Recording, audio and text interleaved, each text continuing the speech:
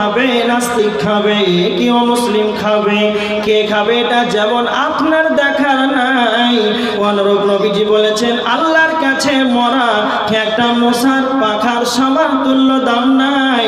তো দুনিয়াতে তারা সারা জীবন আল্লাহর বিদ্যাচরণ করে, সারা জীবন আল্লাহর জমিনকে নিয়ে, আল্লাহর আসমানকে নিয়ে গবেষণা করে তারা বিজ্ঞানীকে পরিচয় হয়েছে। তাদেরকে কেউ চিনত না, তারা এমন সারা পৃথিবীর বুকে তারা হলো বৈজ্ঞানিক, তারা হলো জমিনকে নিয়ে চিন্তা ভাবনা করে, তারা হয়েছে ভূতত্ত্ববিদ। ভূতত্ত্ববিদ হওয়ার পরেও আল্লাহকে অস্বীকার করে। তো আমার আল্লাহ তাদেরকেও 5 বার দিনে 3 বার তাদেরকে খাবার দেন। তার মানে আল্লাহর কাছে কোনো মূল্য নাই। এই জন্য পৃথিবীর সবাই যেন খাবার পায়, এই জন্য সবাই পৃথিবীতে খাবার পায়। আল্লাহর কাছে দুনিয়াটার কোনো মূল্য নাই। এবার দেখেন কোরআনের একটি আয়াত আপনাকে বলছি।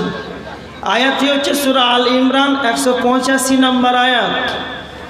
আল্লাহ বলছেন ওয়া ইন্নামা তুওয়াফাউনা উজুরাকুম ইয়াউমাল কিয়ামাহ, কিয়ামতের দিন যেদিন আল্লাহ পরিপূর্ণ বদলা দিবেন, যেদিন আল্লাহ পরিপূর্ণ যখন বদলা দিবেন, ফামান যুহজিহা আনিন নার, যাকে জাহান্নাম থেকে দূরে রাখা হবে, ওয়া উদখিলাল জান্নাতা, যাকে জান্নাতে প্রবেশ করানো হবে, তো আল্লাহ বলছেন ফাকাদ ফাজ, সেই হলো সফলতা, সেই হলো কামিয়াব।